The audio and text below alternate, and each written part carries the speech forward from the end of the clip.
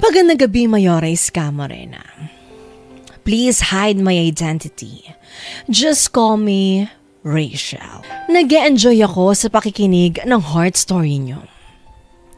Not that I enjoy the sad stories, but para bang tila nakaka-relate ako sa mga ka-winner natin. Kaya ngayon, I wanna share my heart story too. Sana wag niyo akong i-bash. Gusto ko lang ilabas yung sama ng loob ko. 26 years na kami ng asawa ko. Yes, we are legally married. Both a civil and church wedding. Katoliko po kami. Okay naman po yung relasyon naming mag-asawa. Although, hindi na natin maiiwasan yung away-bati na part. Kasi talaga namang kasama sa bawat relasyon yan. Minsan, gabi na. Minsan, madaling araw na siyang umuwi. Dahil yon sa trabaho niya. Pero kung busy lang siya, madalas andito lang siya sa bahay. Kung wala siyang trabaho. Kaya never ko na na-imagine na lolokohin niya ako. Hindi ko ugali, Mayora, yung pakikialaman yung cellphone niya. I trust him that much. Nagtitiwala ako sa pagmamahal niya sa akin at pagmamahal ko sa kanya. Pero last month, may pinuntahan siya. Nakalimutan niya yung cellphone niya, tapos tumunog ito. Binuksan ko kasi baka kako importante. Pero Mayora Iskamo rin. Tila ba importante talaga yung mensaheng nabasa ko? Kasi importanteng malaman ko na may kabit pala yung asawa ko. Muslim yung babae. Nagbalik Islam pala yung asawa ko. Pinakasalan niya yung kabit niya. Kasi nabuntis niya pala to. Sobrang sakit ng naramdaman ko. Halos gumuho yung mundo ko. All my life, Mayora. Buong buhay ko. Binigay ko sa kanya. Ito lang pala yung gagawin niya sa akin. Sobrang sakit. Yun bang, para bang, sorry for the word, pero para ako magpapakamatay. Para lang matapos yung sakit na nararamdaman ko. Ang sakit pala. Pag dinraidor ka ng mahal mo. Umiiyak siya, humihingi ng tawad sa amin ng mga anak niya. Binigyan ko siya ng chance para sa mga anak ko. At baka sakali, magbago kasi siya. Ang nakakatawa lang dito, mas matapang pa yung kabit niya. Hindi raw siya kabit kasi pinakasalan daw siya ng asawa ko sa Muslim rites. Ano palang tawag sa kanya? Bago siya pinakasalan ng asawa ko, ako ang nauna. Kasal sila kahit walang papel na pinirmahan. Pero sa mata ng Diyos natin, sa batas ng bansa natin, ako lang ang nag-iisang legal na asawa ng mister ko. Ako ang may karapatan. Ako ang legal wife. Sana sa pagtanggap ko sa asawa ko, magbago na siya. Kasi kami yung pinili niya. Hindi na siya pumupunta doon sa babae niya. Nagpakasal lang daw sila para, ewan ko, hindi ko maintindihan. Para daw mahalal yung bata. Di ko alam, Mayora Iska. Kasi wala naman ako.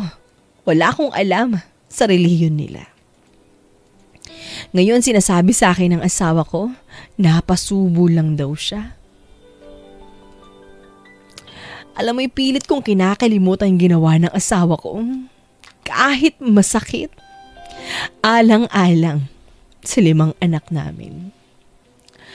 Ayoko kasing lumaki siya at lumaki sila ng broken family. Tama po ba, Mayora? Na binigyan ko siya ng second chance? Tama po ba? Natanggapin ko ulit siya. Mahal na mahal ko po kasi asawa ko. At di ko kayang mawala siya sa akin. Hindi naman siguro ako nagpapakatanga. Kasi ako yung pinili niya, di ba? At isa pa, ako yung may karapatan. Kasi ako ang legal na asawa. Ka-winner, yan po ang heart story ni Rachel. Masasabi mo ba na tama lang ang pagbibigay mo ng second chance? Sa asawa mong niloko ka, pero ikaw naman ang pinili. Nakabuntis ng iba, nagpakasal sa iba kahit na ikaw ang legal wife. Tama lang ba? Natanggapin mo pa siya kasi bumabalik siya? Ka-winner, kung ikaw si Rachel, ano mang gagawin mo? Kung ikaw si Rachel, ipaglalaban mo pa rin ba ang iyong karapatan? Would you rather stay or i-give up na lang ang pamilya na meron ka dahil nakabuntis ang asawa mo at nagpakasal sa iba? Take note mga ka-winner, sa mga kakapakinig pa lang sa ating radyo, sa 91.5 in radio. Ang letter sender po natin ay 26 years married sa kanyang asawa. Legally married, both civil and church wedding. Ngayon, ang kanyang asawa ay bumalik sa pagiging Muslim. Nagpakasal doon sa babaeng nabuntis niya through Muslim rites. I'm very, very sorry mga ka-winner, but pangungunahan ko na kayo. Hindi rin ako masyadong knowledgeable about this religion. What I know is they are allowed to have more than one marriage, diba? So ito ang pinapoint ngayon ng ating letter sender na si Rachel. She is the legal wife kasi ang kasal niya ang rehistrado sa civil registry natin.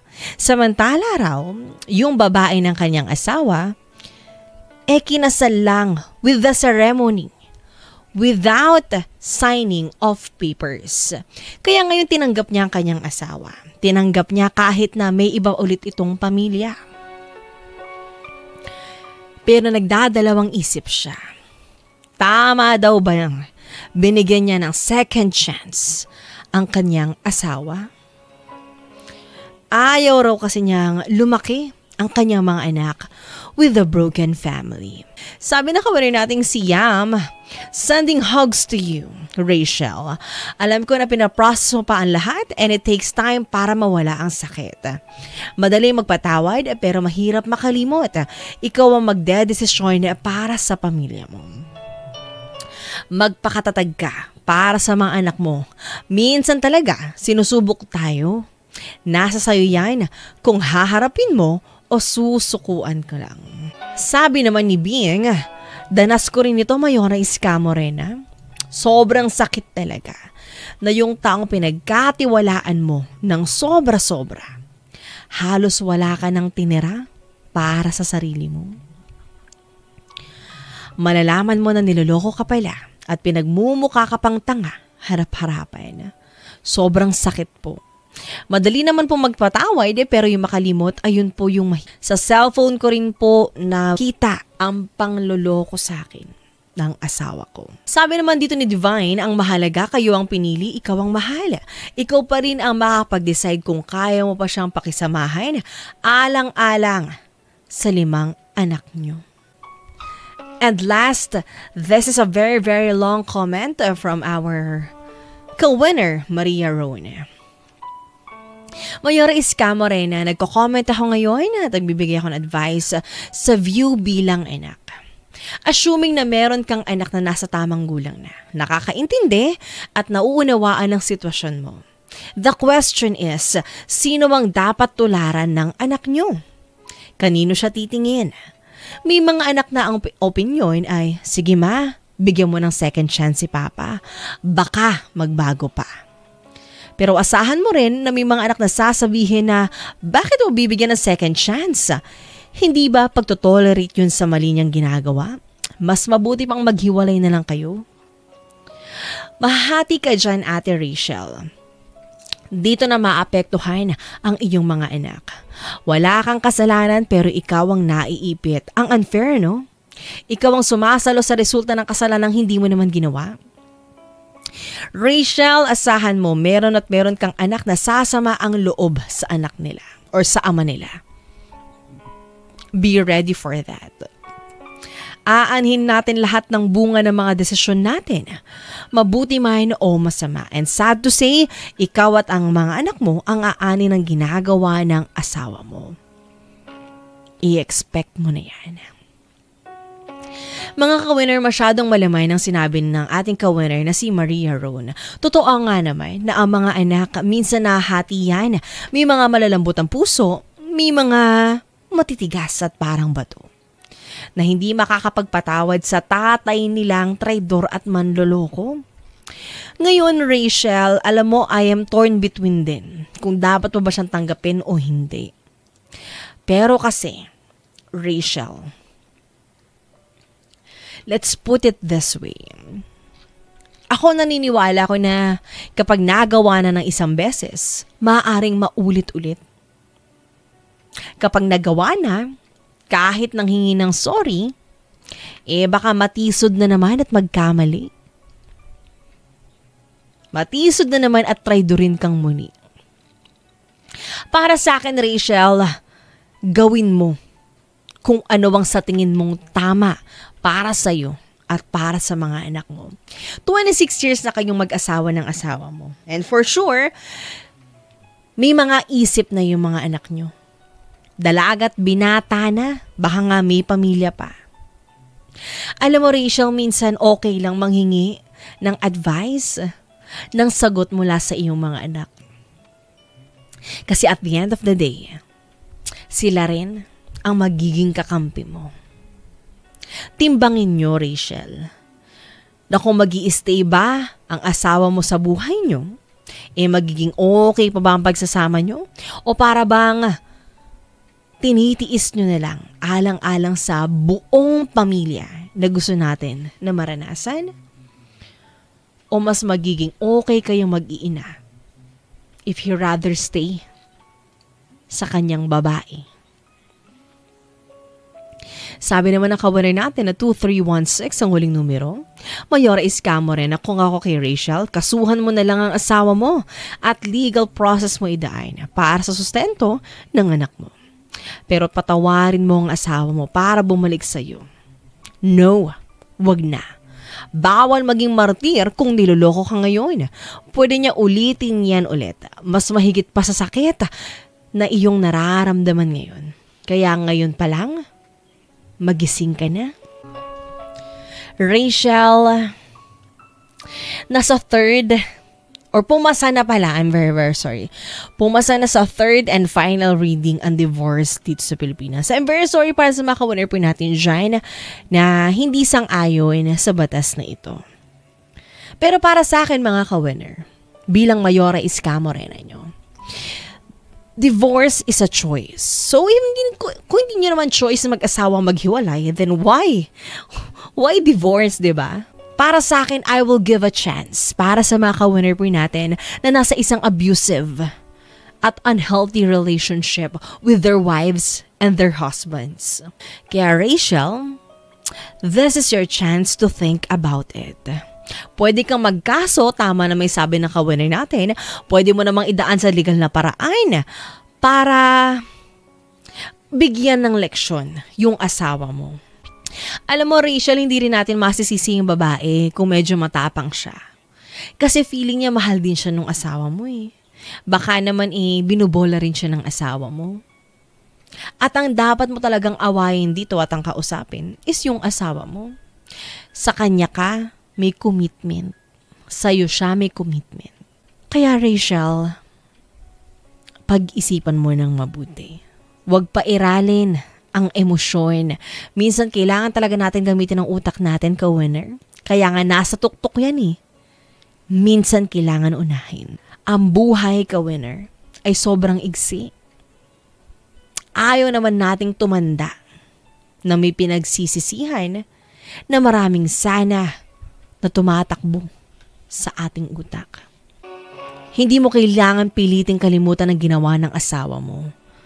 Alang-alang lang sa ayaw mo maging broken family ang pamilya mo. Pamilya pa rin namang matatawag, Rachel, kapag ang meron lang ay isang ina at mga anak. It's still a family. Walang labis, walang kulang. Kayong-kayo lang, sapat na. Ka-winner, yan ang heart story ni Rachel. Ka-winner, kasama at kapiling niyo pa rin ang nag-iisang Mayora nyo sa radyo, Mayora Iska Morena.